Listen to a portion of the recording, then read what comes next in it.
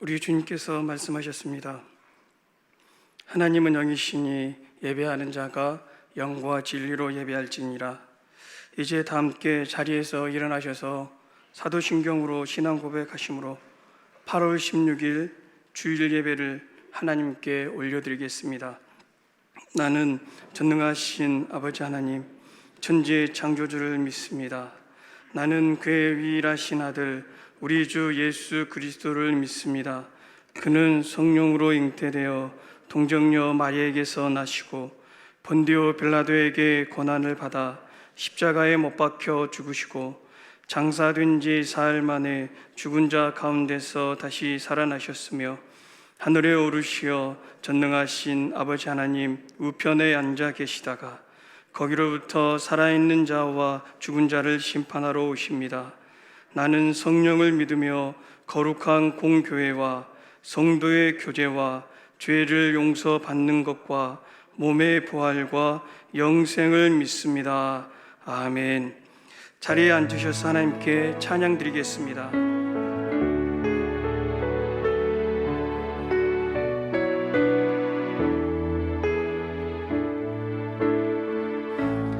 우리 보좌 앞에 모였네.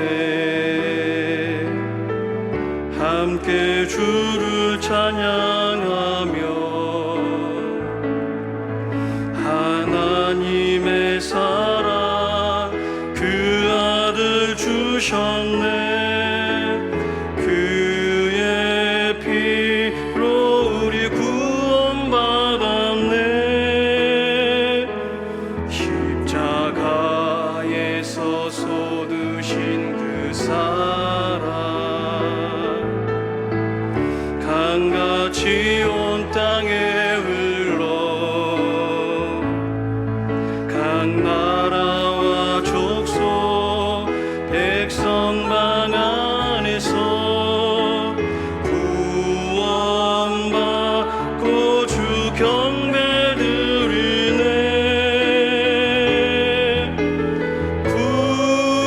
구원하심이 보좌에 앉으신 우리 하나님과 어린 양께 있도다.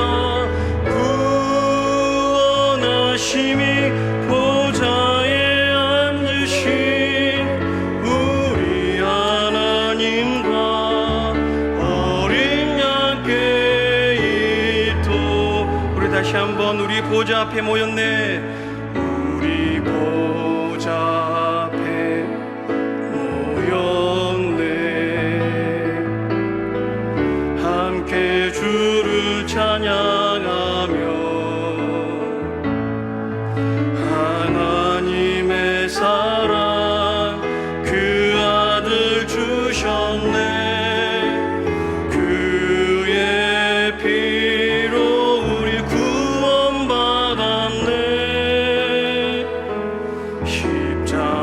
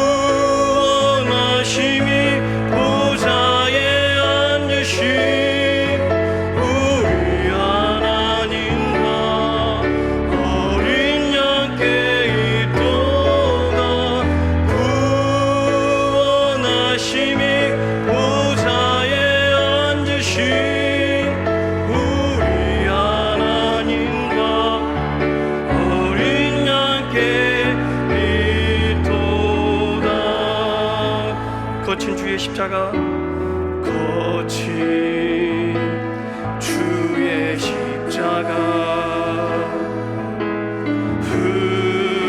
흐르는 보혈 강물 되어 내 영혼 깨끗하게 하시고 하늘과 땅을 이으신 주님의 보혈 내 평생의 자랑은 주의 십자가로다 주의 보혈 흐르는데 믿고 뛰어나가 주의 은혜 내가 입어 깨끗하게 되었네. 우리 다시 한번 거친 주의 십자가 거친 주의 십자가 흐르는 보혈 강물 되어 내 영혼 깨끗하게 하시고 하늘과 땅을 이으신 주님의 보혈 주님의 보혈 내 평생의 자랑은 내 평생의 자랑은 주의 십자가로다 주의 보혈 흐르는데 믿고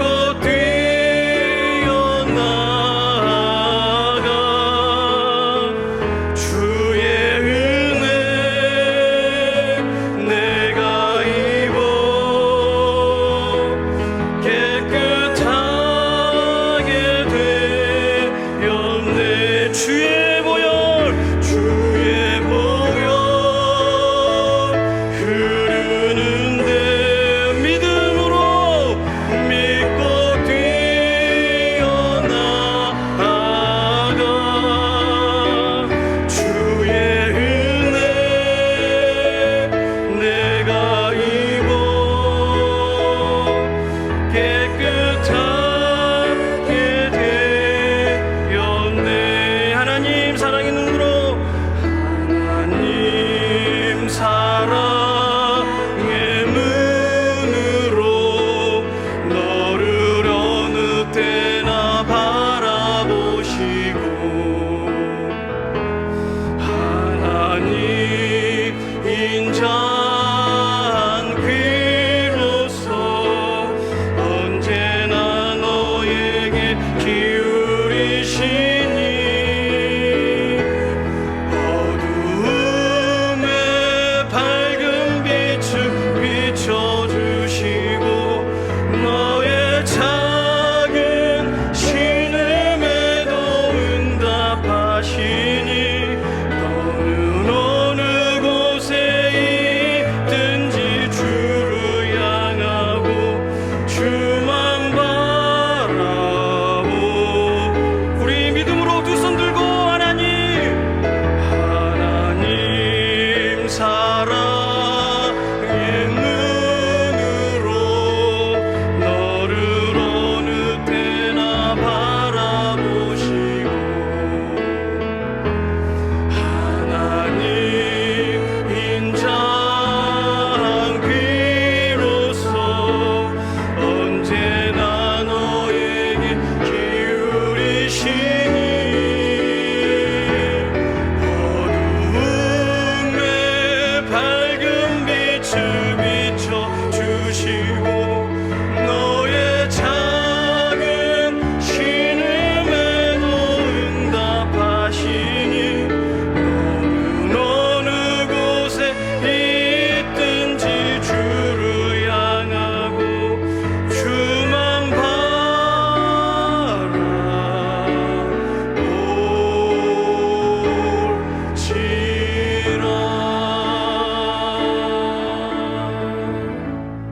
거룩하신 하나님 아버지, 이 시간 거룩한 주님의 날로 구별하셔서 예배하게 하시니 감사와 찬양과 영광 올려드립니다. 코로나19 바이러스와 수재로 인하여 공포와 원망의 그림자가 세상을 뒤엎고 있는 어렵고 힘든 이 시기에 오직 주님만 의지하오니 우리의 믿음이 재도약하는 발판이 되게 하여 주시고, 수재 복구 작업이 원만하게 진행되는 것과 감염된 환자와 치료하는 의료진과 방역하는 이들의 수고가 합력하여 선을 이루도록 은혜해 주시옵소서. 하나님 아버지, 지난날 열심히 기도하고 고개 끄덕이며 아멘으로 말씀을 들으면서도 자신의 인격과 행동은 변하지 않고 기도하는 그 모습으로 보는 이의 마음을 움직이려 하였습니다. 용서의 은혜 주시고 반복되는 죄를 범하지 않도록 인도하여 주시옵소서. 하나님 아버지, 우리 나라를 사랑하시니 감사합니다. 청년 일자리를 많이 만들어 주시고 위정자들이 나라를 바르게 이끌도록 지혜해 주시고 국정을 방해하는 세력이 틈타지 않도록 지켜 주시옵소서. 우리 교회를 사랑해 주시고 창립 71년의 역사를 주셔서 감사합니다. 우리의 생각의 틀을 말씀 따라 새 부대로 바꾸어 우리의 인생이 하나님 보시기에 기뻐하는 자들이 되어 세상에 좋은 소문나는 교회로 세워 주시옵소서. 어린이집과 교회 학교를 진리 위에 든든히 서게 하셔서 교회 학교를 통하여 자녀들이 올바른 주의 일꾼이 되게 하시며 이 세상을 변화시키는 훌륭한 인재들이 될 수 있게 하여 주시옵소서. 김대철 목사님과 선교지를 위해 기도합니다. 선교 지역의 모든 상황이 복음 전하기에 부족함이 없도록 인도하여 주시옵시고 복음을 전할 때마다 구원받는 수가 넘치게 하시고 목사님과 가족들에게 강건함 주셔서 섬기는 지역이 구원의 방주가 될 수 있도록 인도하여 주시옵소서. 예배하는 이들을 위하여 기도합니다. 물질로, 건강으로, 가정의 문제로, 직장과 사업 문제로 힘들어하는 곳에 주님 잠잠하라 명하여 주시옵소서. 여러 가지 사정으로 인하여 예배에 참여하지 못한 식구들 일일이 기억하여 주시고 그들에게도 동일한 은혜 내려 주시옵소서. 단위에 세우신 목사님과 가정을 영육간의 강건함으로 지켜주시고 말씀을 선포하실 때 성령님 함께 하셔서 우리의 삶의 현장이 깨어나는 생명의 말씀, 능력의 말씀이 되게 하여 주시옵소서. 이 예배를 위하여 보이지 않는 곳에서 수고한 손길이에 심는 대로 거두는 복 내려주시고 우리 모두에게 이 여름을 보내는 동안 놀라운 성령을 체험하며 기도의 응답으로 가득 채워주시기를 기도하며 예수님의 이름으로 기도합니다. 아멘. 교회 소식 전해드리겠습니다. 첫 번째로 예배인데 지금 수도권이 코로나가 확진자가 급박하게 지금 숫자가 늘어나고 있습니다. 저희 교회 정규 예배를 드리실 때 방역 지침을 잘 준수해서 예배를 소중히 드렸으면 좋겠습니다. 두 번째 알림인데 교회 출입 시 교인 인식 시스템을 QR코드를 사용하고 있습니다. 교인 불편하신 분들은 교인 카드를 신청하시면 언제든지 만들도록 하겠습니다. 새가족 미등록 성도 그리고 처음 교회를 방문하신 분들은 조금 불편하시더라도 방문록을 작성해 주시기를 부탁드립니다. 지금 여름 휴가철인데 여름 휴가철에 거르두기가 필요합니다. 지역도 잘 선택하시고 교인 방역 지침도 잘 지켜서 안전한 여행이 되시길 바랍니다. 오늘은 성교헌금을 드리는 날입니다. 다음 주는 사랑의 헌금을 드리는 주일입니다. 하반기 장학금 신청입니다. 제출 서류를 잘 보시고 또 22일 토요일까지 신청해 주시면 됩니다. 순천 동북교회 치매 예방학교 또 광고를 잠깐 학생을 모집하는데 광고를 드리도록 하겠습니다. 입학 원서는 우리 동북교회 사무실 1층에 비치되어 있습니다. 교회 홈페이지에도 올라와 있습니다. 그리고 원서 접수 기간은 8월 16일 오늘부터 8월 30일 8월 말주일 오후 1시까지입니다. 시간을 놓치지 마시기 바랍니다. 그리고 원서 접수처는 사무실 1층 원서를 배부하는 것과 동일합니다. 계약은 9월 15일 화요일 오전 10시부터 계약을 할 예정입니다. 그리고 장소는 우리 동북교회 1층 다목적실, 식당 옆에 보면 다목적실이 있습니다. 그리고 우리 대상은 순천시에 거주하시는 70세 이상 건강한 어르신 100분, 우리 동북교회에는 50분이 포함이 됩니다. 그리고 교육 내용은 뭐냐면 치매 예방을 위한 인지활동과 신체활동 및 길다 활동을 합니다. 혹시 문의사항이 있으시면 우리 동북교회 사무실 그리고 오천여 장로님, 유영한 장로님께 문의해 주시기 바랍니다. 참고사항이 주보에 없는데 코로나 상황이나 교회 사정으로 인해서 일정이 변경될 수도 있습니다. 변동사항은 개인적으로 알려드린다고 합니다. 그리고 예정대로 계약하여 등교하면 방역 지침을 정부 지침에 따라 철저하게 지키면서 해야 되니까 마스크를 꼭 착용해 주시기를 부탁을 드립니다. 그리고 교우 소식 알려드리겠습니다. 우리 박한순, 김남순 집사님 아들 장례식이 있었습니다. 우리 박한순 집사님, 김남순 집사님 많이 위로해 주시기 바랍니다. 또 출산한 가정이 있습니다. 우리 새가족 최병천, 김은혜 성도님 등려를 하였고 2주 전에 새가족 백진욱, 남현희 성도님 등남을 하였습니다. 축하해 주시기 바랍니다. 그리고 이사한 세 가정이 있습니다. 우리 유방원, 김옥자 집사님, 이영규, 박지은 집사님, 엄재윤, 정수진 집사님 각각 주택이고 그다음 서한 이담으로 이사를 하셨는데 그 보금자리에 하나님이 늘 함께하는 행복한 보금자리가 되기를 주님의 이름으로 축복합니다. 그리고 오늘 우리 이대길 조미라 집사님 셋째라고 하는데 이 시양 우리 아이가 오늘 첫 성전을 왔습니다. 그래서 나오시면 담임 목사님이 하시면 좋은데 안 계시니까 제가 축복 기도를 하겠습니다. 하나님 우리 시향이를 우리 이대길 집사님 집에 보내셔서 이렇게 하나님 성전으로 온 첫날입니다. 하나님께서 우리 시향이를 이 가정에 보내신 그리고 이 세상에 보내신 분명한 이유와 목적이 있는 줄로 믿습니다.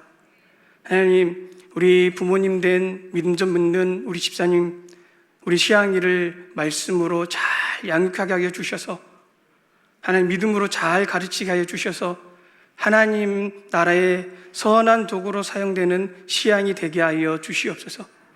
하나님 시향이의 앞길은 하나님이 아십니다. 늘 우리 예수님 동행하여 주시고 시향이가 가는 곳마다 하나님의 나라가 확장되는 또 축복이 전해지는 역사가 있게 하여 주시옵소서. 하나님 건강을 허락하여 주시고 하나님 자랄 때마다 우리 하나님과 예수님처럼 사람들에게 하나님 예쁨을 받는 시향이 되게 하여 주시옵소서. 거룩하신 예수님 이름 받들어 간절히 축복합니다. 아멘. 우리 성도님과 이렇게 교제하겠습니다.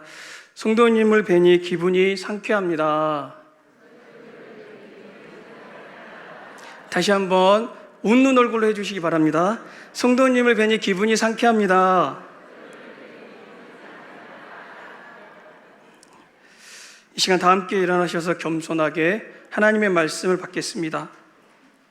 오늘 저희들에게 허락하신 하나님의 말씀은 신약성경 누가복음 5장 1절로 11절 말씀입니다. 신약성경 누가복음 5장 1절로 11절 말씀 신약성경 94쪽입니다.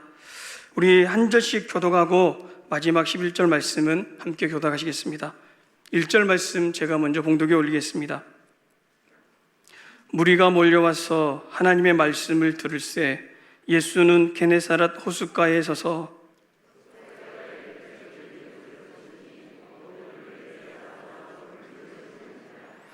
예수께서 한 배에 오르시니 그때는 시몬의 배라. 육지에서 조금 떼기를 청하시고 앉으사 배에서 무리를 가르치시더니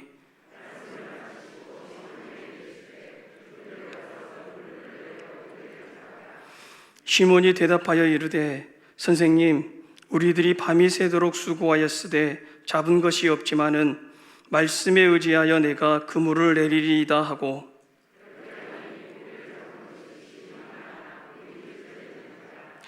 이에 다른 배에 있는 동무들에게 손짓하여 와서 도와달라 하니 그들이 와서 두 배의 채움에 잠기게 되었더라.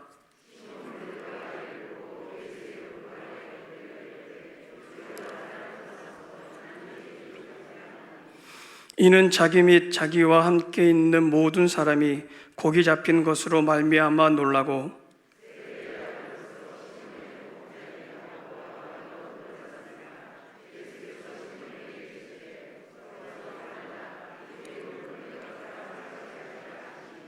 그들이 배들을 육지에 대고 모든 것을 버려두고 예수를 따르니라. 아멘. 이 시간 차유경 집사님 나오셔서 하나님께 찬양으로 영광 올려드리겠습니다.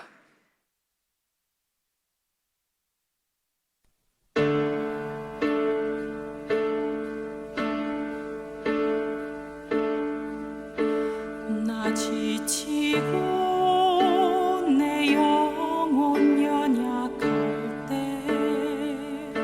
근심 속에 내 마음 무거워 조용하게 들리는 주의 음성 내게 오라 내 품에 안기라 험한 산길 나 홀로 걸어갈 때 거센 파도 날 위협할 때에 주님은 나를 품에 안으사 힘주시고 일으켜 주신다.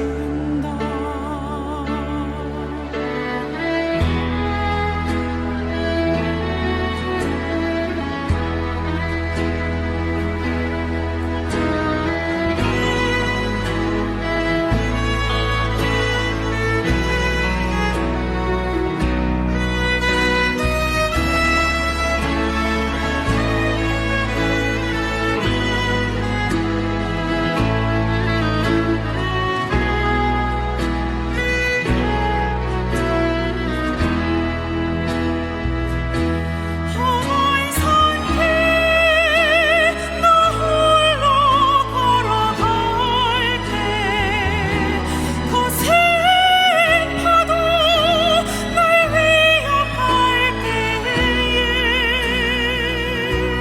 주님은 나를 품에 안으사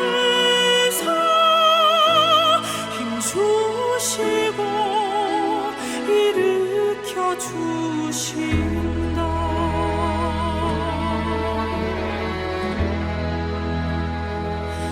You raise me up so I can stand the mountains. You raise me up to walk on stormy seas. And so when I am on your shoulders, you raise me up to more than I can be. You raise me up so I can stand the mountains.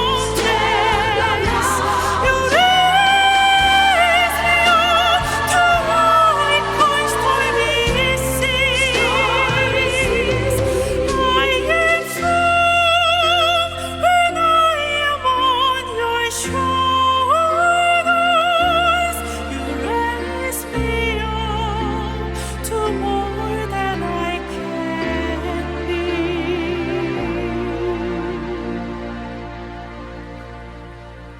날 세우사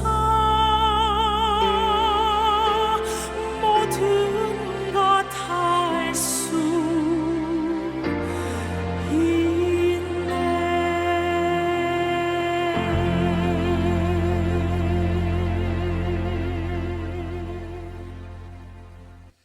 하나님께서 저와 여러분도 함께 세워주실 줄로 믿습니다. 오늘 예수님이 찾아오신 이유란 제목으로 말씀을 전하겠습니다. 나이가 지긋이 드신 여자 집사님께서 믿지 않는 아들과 살고 있었습니다. 이 아들은 어머니 집사님께서 교회에 갔다 오면 어머니, 오늘은 목사님께서 무슨 말씀을 하시던가요? 이렇게 묻곤 했습니다. 그날도 어머니에게 교회를 다녀오시자 어머니에게 물어보았습니다. 어머니, 오늘 목사님 무슨 말씀 하셨습니까? 여자 집사님께서는 이렇게 대답을 하셨습니다. 속국지로 살지 말고 적국지로 살아라 하던디. 이 말을 들은 아들은 자기 귀를 의심하면서 다시 한번 어머니 집사님께 물어봤습니다. 어머니, 목사님이 뭐라고 하셨다고요? 답답한 듯이 집사님은 이렇게 대답을 또 했습니다. 속국지로 살지 말고 적국지로 살으라고 했단께. 이 말을 들은 아들은 화가 나서 당장 목사님을 찾아갔습니다. 목사님, 어떻게 그런 말씀을 하실 수 있습니까? 속국지로 살지 말고 적국지로 살아라고 그랬습니까? 목사님이 이 말을 듣고, 예? 제가 그런 말씀을 전한 적이 없습니다. 오늘 저는 이런 말씀을 전했습니다. 소극적으로 살지 말고 적극적으로 살아라. 이 말을 들은 아들은 창피해서 그 자리를 빨리 나왔다고 합니다. 여러분, 말씀을 잘 들으시기 바랍니다. 안 그러면 말씀을 듣고도 이상한 말을 할 수 있기 때문입니다. 공간복음서를 보면 마태복음 13장, 마가복음 4장, 누가복음 8장은 씨 뿌리는 비유가 나오는데 이 씨 뿌리는 비유에서 밭을 마음이라고 그렇게 표현을 하고 있습니다. 그 마음 밭에 무엇을 심느냐에 따라서 우리의 인생이 달라진다는 것을 우리는 알아야 됩니다. 너무나 당연한 일인데도 너무나 소홀히 여기는 부분이 바로 이것입니다. 오늘도 본문에 보면 예수님을 만난 한 사람의 인생이 완전히 달라진 것을 볼 수가 있습니다. 그 사람은 바로 베드로입니다. 실은 예수님께서 찾아오신 것인데 예수님을 만났던 사람은 그 인생이 변화가 됩니다. 그렇다면 예수님은 오늘 베드로를 찾아오셔서 베드로에게 무엇인가를 심으셨다는 것을 알 수가 있습니다. 오늘 배경을 보면 베드로가 밤이 새도록 고기를 잡았는데 그 고기를 잡지 못해서 심히 매우 낙심한 상황 가운데 일어났던 일입니다. 5절 말씀을 우리 같이 한번 읽어보도록 하겠습니다. 시몬이 대답하여 이르되 선생님, 우리들이 밤이 새도록 수고를 하였으되 잡은 것이 없지만은 말씀에 의지하여 내가 그물을 내리리다 하고. 아멘. 5절에 보면 베드로가 밤이 새도록 수고를 하였지만 잡은 것이 없다고 말합니다. 이것은 무엇을 말합니까? 밤이 새도록 베드로가 수고를 하였다는 것입니다. 베드로가 놀면서 시간을 낭비한 것이 아닙니다. 성실하게 밤이 새도록 일을 하였습니다. 여기서 수고라는 단어는 코피아오라는 단어인데 그 의미가 지치다, 열심히 일하다, 녹초가 되도록 수고하며 애쓰다라는 뜻이 있습니다. 이 단어는 단순히 열심히 애쓰고 수고하는 과정을 나타낼 뿐만 아니라 그 결과 녹초가 되어 극도록 피곤하고 피로로 지친 상태를 지금 말하고 있습니다. 밤이 새도록 수고를 하였는데 열심히 성실하게 고기를 잡았는데 잡은 것이 하나도 없다는 것입니다. 여러분, 우리 인생에서도 이런 일이 일어납니다. 열심히 일을 하였지만, 땀을 흘렸지만 잡은 것이 없을 때가 많이 있습니다. 반대로 무엇인가를 이루었지만 허탈한 경우도 많습니다. 더군다나 남들이 보기에 부러운 훌륭한 직업을 가졌지만 거기에서 기쁨을 누리지 못할 때가 있습니다. 여러분, 왜 그런지 아십니까?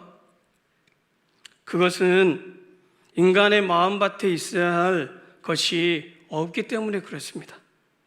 이것을 어떻게 알 수 있습니까? 오늘 본문을 해석할 때 많은 분들이 베드로가 고기를 많이 잡은 것에 초점을 맞추어서 이야기를 하는 경우를 많이 봅니다. 6절로 7절 말씀도 같이 한번 읽어보도록 하겠습니다. 그렇게 하니 고기를 잡은 것이 심히 많아 그물이 찢어지는지라. 이에 다른 배에 있는 동무들에게 손짓하여 와서 도와달라 하니 그들이 와서 두 배의 채움에 잠기게 되었더라. 예수님이 말씀하신 대로 했더니 과연 물고기가 너무나 많아서 다른 배까지 와서 배가 잠길 정도로 많이 물고기를 잡았다는 것을 침을 튀기며 이야기를 합니다. 베드로처럼 이런 큰 축복을 받으라고 그렇게 결론을 내버리고 끝납니다. 베드로와 순종의 결과인 물고기를 많이 잡은 기적이 중심이 되어버립니다. 본문을 자세히 보면 정작 베드로 본인은 그 많은 물고기에 전혀 관심을 두지 않습니다. 그런데 그와 함께 했던 사람들은 어떻게 합니까? 우리 9절로 10절 말씀 같이 한번 읽어보도록 하겠습니다. 이는 자기 및 자기와 함께 있는 모든 사람이 고기 잡힌 것으로 말미암아 놀라고 세베대의 아들로서 시몬의 동업자인 야고보와 요한도 놀랐습니다. 예수께서 시몬에게 이르시되 무서워하지 말라. 이제 후로는 내가 사람을 취하리라 하시니 많이 잡힌 고기를 보고 동료들이 놀랍니다. 그런데 베드로는 그 많은 물고기를 잡은 것보다 더 크게 놀라는데 그것은 바로 예수님을 보고 놀랍니다. 그 근거가 되는 말씀이 10절 후반절에 나오는 예수님이 베드로에게 무서워하지 말라, 이 구절을 근거로 들 수가 있습니다. 여기에 무서워하라는 단어는 포베어라는 단어인데 그 의미가 무서워하다, 두려워하다, 또 놀라다, 존경하다, 경외하다라는 의미가 있습니다. 즉 베드로는 예수님을 보고 더 놀란 것입니다. 그 이유는 무엇이냐면 진짜로 자기가 그물을 내려야 될 분을 만났기 때문입니다. 자신을 세상에서 건져내 주실 분을 만났기 때문입니다. 또 근거가 되는 것이 5절 말씀에 보면 베드로는 예수님을 처음에는 선생님 이렇게 예수님을 부릅니다. 그러나 8절 말씀을 보시면 베드로가 예수님을 부르는 호칭이 달라집니다. 우리 8절 말씀 같이 한번 읽어보도록 하겠습니다. 시몬 베드로가 이를 보고 예수의 무릎 아래에 엎드려 이르되 주여 나를 떠나소서 나는 죄인이로소이다 하니, 여러분 호칭이 어떻게 변화가 됩니까? 맞습니다. 주여라고 변화가 됩니다. 처음에는 베드로가 예수님을 그냥 단순히 선생님 불렀는데 8절 말씀에 보니까 주여라고 베드로가 예수님께 지금 고백을 하고 있습니다. 이 주라는 단어는 큐리오스라는 단어입니다. 주님, 주인이라는 뜻입니다. 어떤 물리적인 힘으로 다스리는 주인이 아니라 합법적으로 지배력을 행사할 수 있는 주인이라는 말입니다. 이 단어는 하나님을 부를 때 사용된 단어입니다. 베드로가 이렇게 예수님을 주님이라고 부르게 된 이유가 무엇입니까? 베드로가 많이 잡은 물고기 기적을 보고 그렇게 고백한 것이 아닙니다. 베드로가 물고기를 잡지 못해 절망하고 있을 때 예수님이 베드로에게 하신 일이 있습니다. 그것이 무엇입니까? 3절, 4절 말씀에 보시면 예수님이 하신 일이 나옵니다. 우리 3절, 4절 말씀도 같이 한번 읽어보도록 하겠습니다. 예수께서 한 배에 오르시니 그 배는 시몬의 배라. 육지에서 조금 떼기를 청하시고 앉으사 배에서 무리를 가르치시더니 말씀을 마치시고 시몬에게 이르시되 깊은 데로 가서 그물을 내려 고기를 잡으라. 예수님은 베드로에게 말씀을 심고 계셨습니다. 이 말씀을 듣고 순종하였기에 베드로는 예수님을 주님으로 자기는 죄인이라고 고백을 한 것입니다. 예수님이 저와 여러분에게도 심는 것이 있습니다. 그것은 바로 말씀입니다. 예전에 신문에 나온 유명한 성우 배한성 씨에 대한 기사를 보았습니다. 그분에게 날개를 달아준 친구는 이석태라는 친구입니다. 이 배한성 씨 집은 매우 가난해서 어렸을 때부터 새벽같이 신문 배달을 했고, 또 우체통을 빨갛게 칠하는 아르바이트도 했고, 회사의 사원 노릇도 했고, 은행회원이 되면 잘 살 것 같아서 상고에 입학을 했습니다. 지금은 주판이 없는데 옛날에는 주판을 튀기면서 계산을 했습니다. 근데 이 배한석 씨가 자기 나무를 하다가 도끼로 이 검지를 찍어서 주판도 못하게 돼버렸습니다. 그래서 이 배한석 씨는 낮에는 일하고 저녁에는 학교를 가는데 너무 피곤하고 결석도 자주 하고 주판도 성적이 자꾸 떨어지니까 싸움도 안 하는데 문제와 비슷한 사람이 되어버렸습니다. 그래서 등록금도 몇 번 못 내서 학교를 그냥 그만두다시피 했습니다. 덕수상고에 재직던 거나 마찬가지였는데 1966년 초에 친구 이석태 씨가 이 배한성 씨를 찾아왔습니다.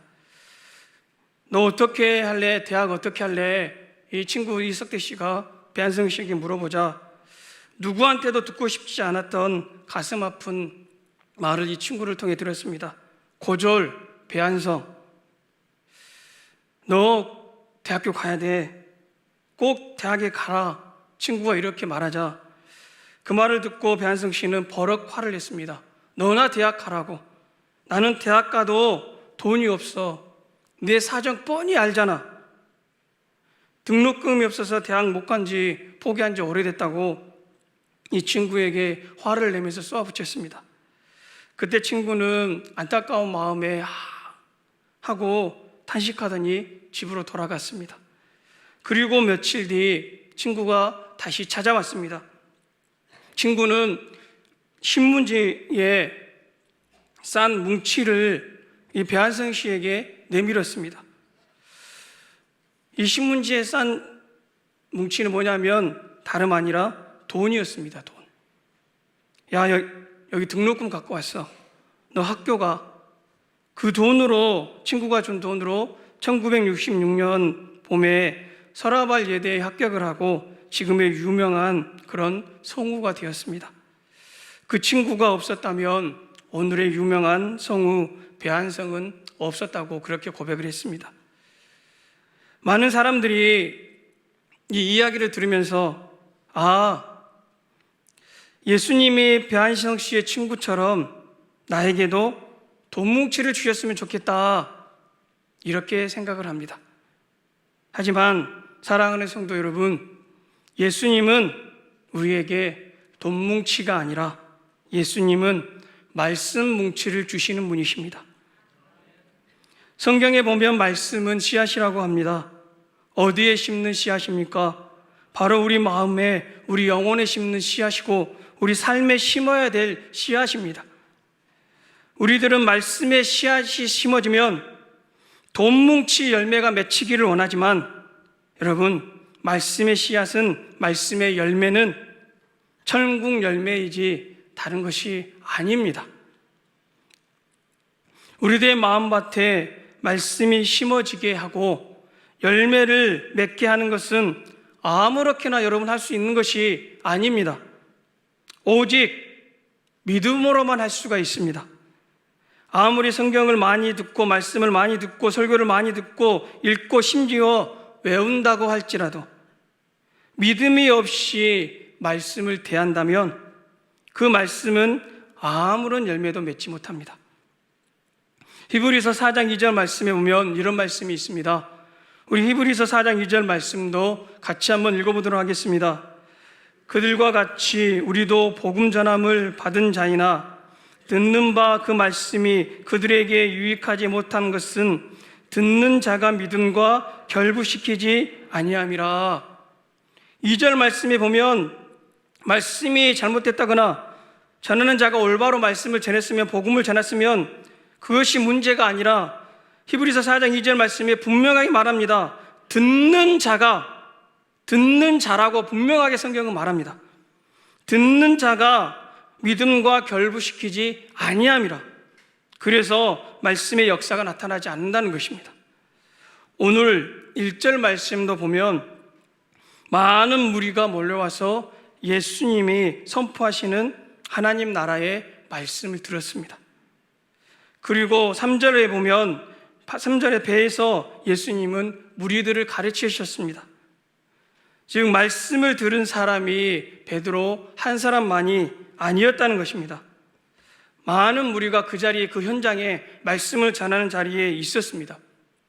그런데 예수님은 베드로에게만 깊은 데로 가서 그물을 내려 고기를 잡으라고 그렇게 말씀을 하셨다는 것입니다. 많은 사람들이 있었지만 베드로에게 예수님은 말씀이 심어진다는 것을 아셨던 것입니다. 베드로가 말씀에 반응하여 순종할 것을 예수님은 아셨던 것입니다. 히브리서 3장과 4장 말씀을 보면 3번에 걸쳐서 똑같은 말씀이 반복되는 것을 알 수가 있습니다. 성경을 보면 3장과 히브리서 3장 4장에 3장 7절로 8절 말씀, 그리고 3장 15절 말씀, 4장 7절 말씀에 3번에 걸쳐서 동일하게 하는 말씀이 있는데 오늘 15절 말씀만 같이 한번 읽어보도록 하겠습니다. 성경에 일렀으되 오늘 너희가 그의 음성을 듣거든 경노하시게 하던 것과 같이 너희 마음을 완고하게 하지 말라 하였으니. 3번이나 거쳐서 계속해서 히브리서 기자는 반복을 하는데 그 반복되는 말씀이 뭐냐면 너희가 하나님의 음성을 듣거든 너희 마음을 완고하게 하지 말라 라고 이 말을 계속해서 말합니다. 여기에 나오는 완고하게 하지 말라는 단어의 뜻이 뭐냐면 굳게 하다, 마음이 굳어지지 마라 이렇게 말하는 것입니다. 무슨 의미입니까? 하나님의 말씀을 도무지 받아들이지 않는 마음을 말하는 것입니다. 마음이 굳어져서 하나님의 말씀이 도대체 심어지지 않는 것입니다. 이 단어와 동의어가 있는데 파키로라는 단어인데 그 뜻이 무엇이냐면 두꺼운, 살찐, 즉 돼지고기같이 두꺼운 비계덩어리를 말합니다. 그리고 또 의미가 확대되어서 물이 스며들지 않게 하다라는 의미로 확대가 되었습니다. 에스겔서 47장에 보면 성전으로부터 물이 나오는데 흐르는 곳마다 살아나는 역사가 있는데 마지막 개펄과 진펄은 물이 스며들지 않아서 죽은 땅이 되어버렸다고 기록하고 있습니다.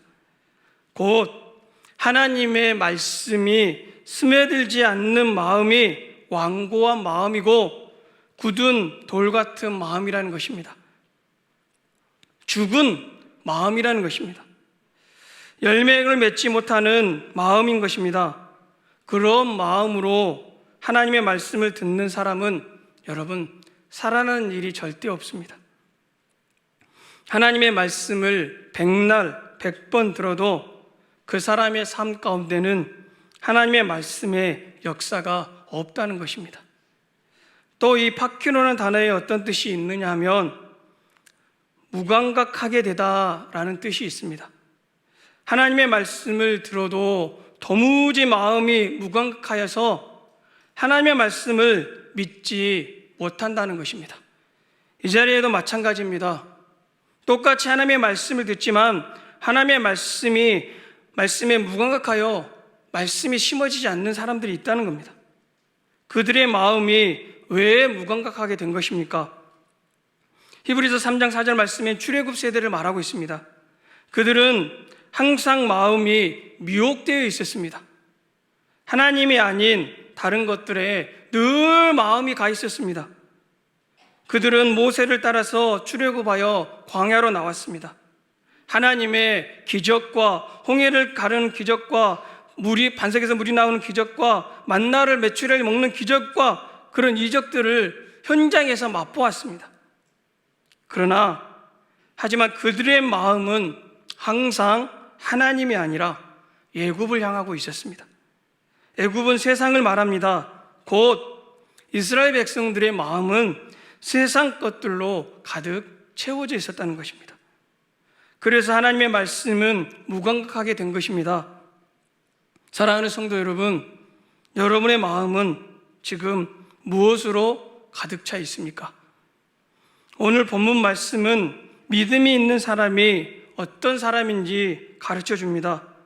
믿음이 있는 사람은 예수님의 말씀에 의지하여 말씀대로 행동하는 사람이 믿음이 있는 사람입니다. 우리 5절로 6절 말씀 같이 한번 읽어보도록 하겠습니다. 5절로 6절 말씀입니다.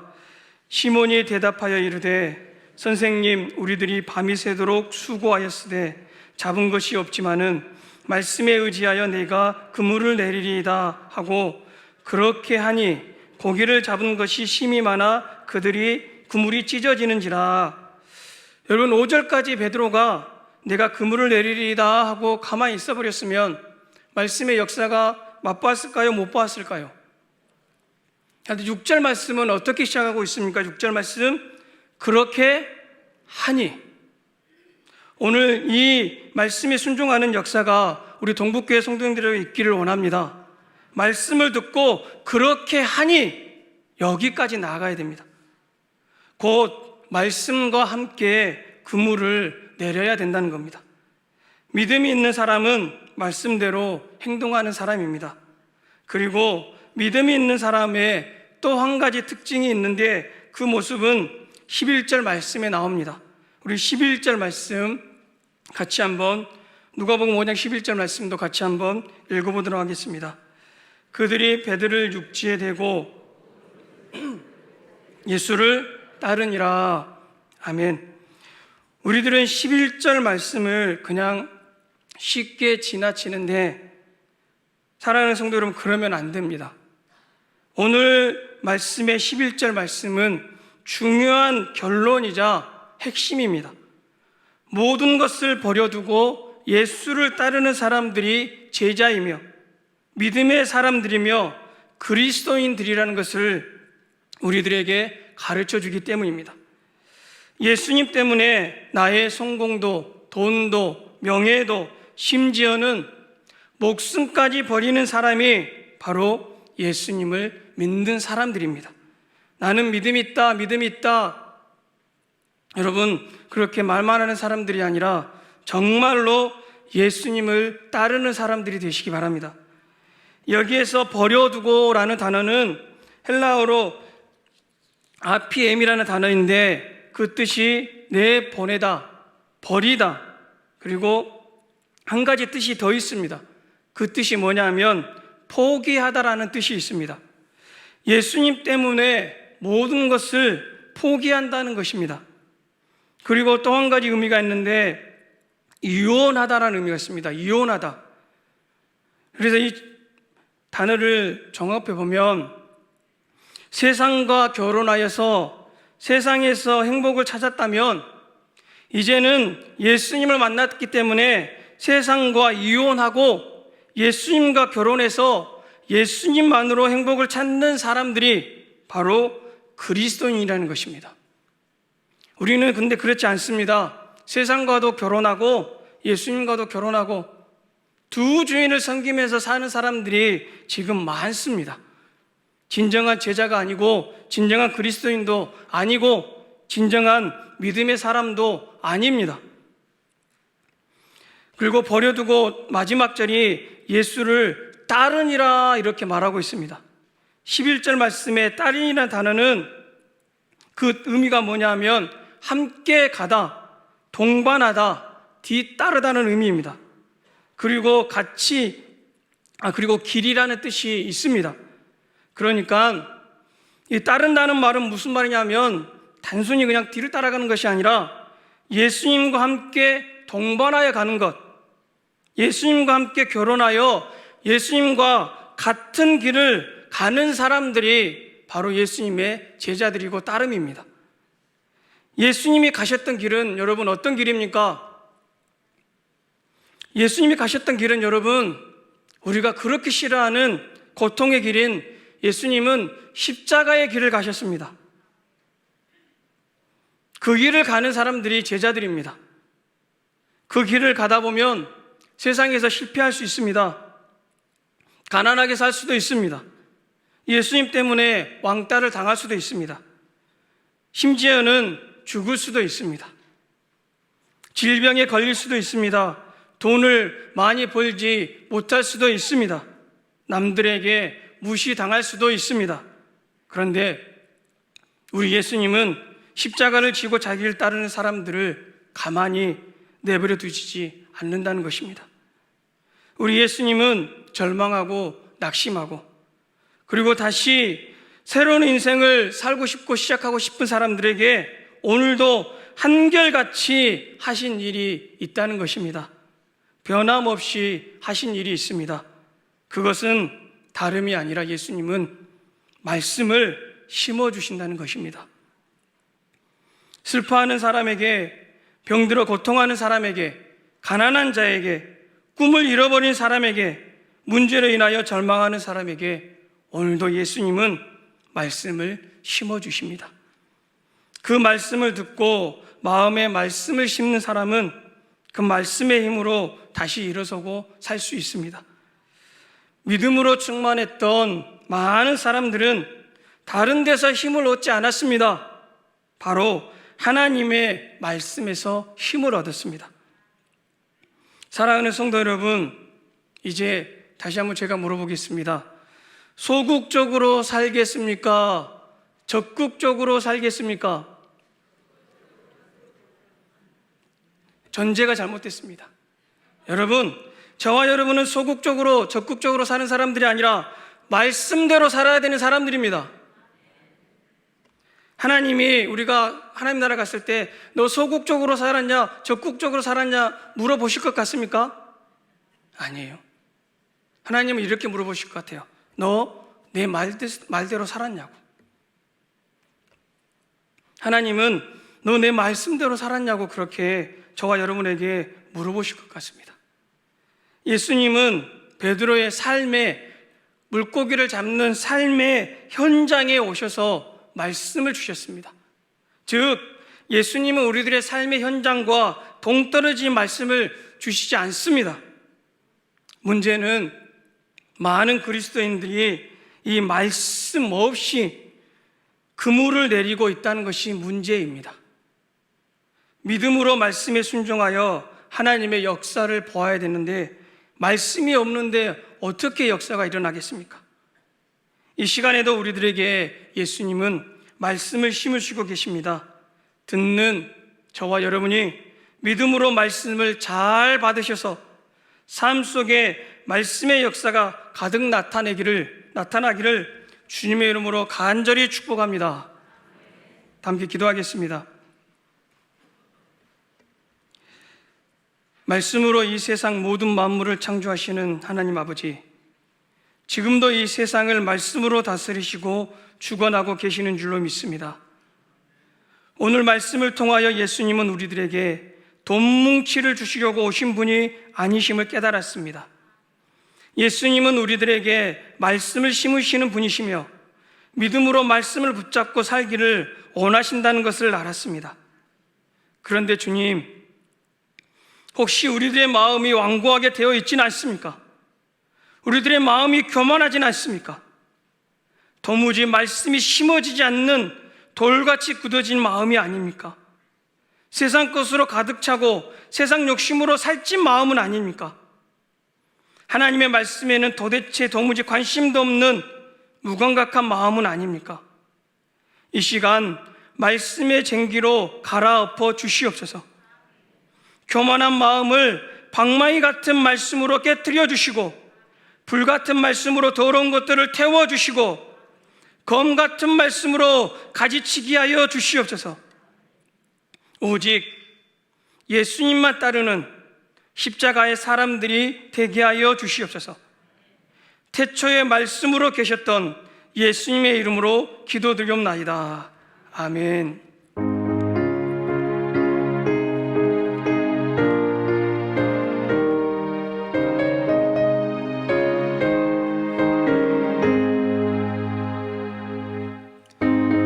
마음의 슬픔이 가득할 때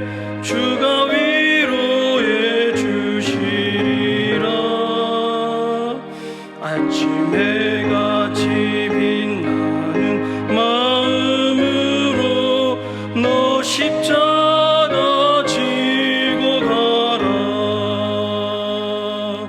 참 기쁜 마음으로 십자가 지고 가라.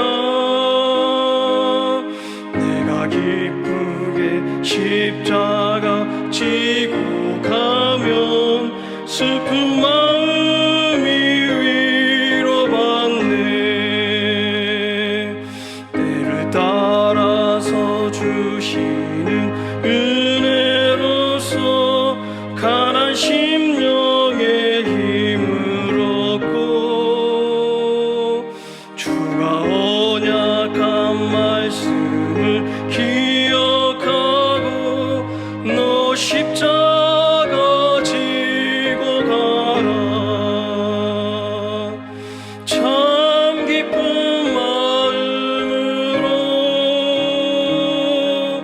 십자가 지고 가라. 내가 기쁘게 십자가 지고 가면 슬픈 마음이 위로받네. 우리 2절 다시 하겠습니다. 때를 따라서 주시는 은혜로서 가난 심령. 우리 다 함께 일어서시겠습니다.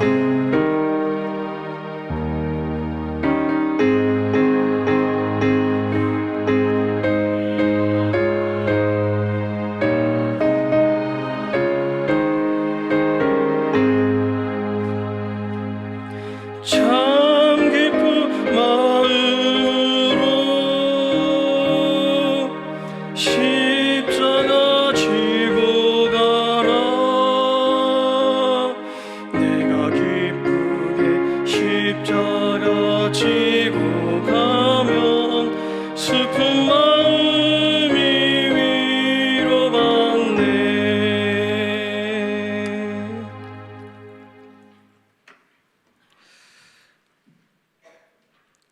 우리의 중심을 보시는 하나님 아버지, 하나님은 우리들이 드리는 예물의 양이나 질을 보시지 않으시는 분이시기에 너무나도 감사를 드립니다. 사랑으로 우리에게 베풀어 주시기를 기뻐하시는 주님, 사랑하는 동부 가족들이 주님께서 허락하신 삶의 현장에서 성실하게 정직하게 땀을 흘려 거두어들인 삶의 소득을 주님 앞에 이 모양 저 모양으로 드립니다. 무엇보다도 주님께 마음껏 드리고 싶어도 남모를 사정으로 드리지 못하는 성도들이 있다면 이 시간 주님 위로하여 주시옵소서. 모든 것이 주님께서 주신 은혜임을 알고 감사함으로 드리오니 받으시고 하늘의 신령한 복과 땅의 기름진 복으로 채워 주시옵소서. 말씀을 통하여 힘을 얻게 하시는 하나님 아버지, 우리들의 마음에 있어야 될 말씀은 없고 온갖 세상 것으로 가득 차 있지는 않습니까? 말씀을 들어도 언젠가부터인가 아무런 감각이 없이 아무런 느낌도 없이 듣고 있지는 않았습니까? 말씀 없이 이 세상을 살아가고 있지는 않았습니까? 주님, 이 시간 말씀을 보내셔서 직장에서, 사업의 현장에서, 가정에서, 병상에서 여러 상황 가운데 어려움을 겪고 있는 성도들을 일으켜 세워 주시옵소서. 이 세상을 만드시고 통치하시는 주님, 우리나라와 온 세계 공동체가 한 번도 겪어보지 못한 어려움을 당하고 있습니다. 잠잠해지던 코로나 바이러스가 다시 확진자가 급속도로 늘고 있습니다. 안타까운 소식은 교회들과 연관이 되어 있다는 것입니다. 우리 교회는 철저하게 방역을 지켜서 성도들과 시민들의 안전을 지킬 수 있도록 도와주시옵소서. 주님께서 허락하신 이 예배를 귀하게 여기는 마음을 주시옵소서. 또한 많은 비로 인하여 어려움을 겪고 있는 국민들을 긍휼히 여겨 주시옵소서. 자연으로 인하여 발생하는 일에 이런 소리 저런 소리를 말하기보다 묵묵히 도움을 줄 수 있는 마음을 허락하여 주시옵소서. 주님, 연약한 우리들은 다시 한번 또 이 기도를 드릴 수밖에 없습니다. 이 상황을 해결하실 분은 하나님 한 분뿐이오니 주님께서 해결하여 주시옵소서. 지금은 우리 구주 예수 그리스도의 크신 은혜와 하나님 아버지의 증량할 수 없는 사랑하심과 보혜사 성령님의 교통하시며 충만하심이 오늘 말씀을 통하여 예수님이 찾아오셔서 말씀을 우리 마음에 심을 때 믿음으로 반응하여 순종하는, 그래서 삶 가운데 말씀의 열매를 맺길 원하는 사랑하는 성도들과 성도들의 가정과 일터와 자녀들 위해, 성도들이 계획하는 모든 일들 위해, 홍수로 삶의 터전을 잃고 낙심하는 수재민과 코로나로 어려움을 겪고 있는 분들과 코로나를 이겨내기 위해 일하는 정부 공무원들과 치료를 위해 수고하는 의사들과 간호사들, 그리고 대가 없이 헌신하는 봉사자들 위해 하나님께서 일하여 주시기를 간절히 바라는 우리 동북교회와 한국교회 위해, 특별히 하나님의 사랑과 은혜와 치료가 필요한 대한민국 가운데 함께하여 주시기를 간절히 축원하옵나이다. 아멘.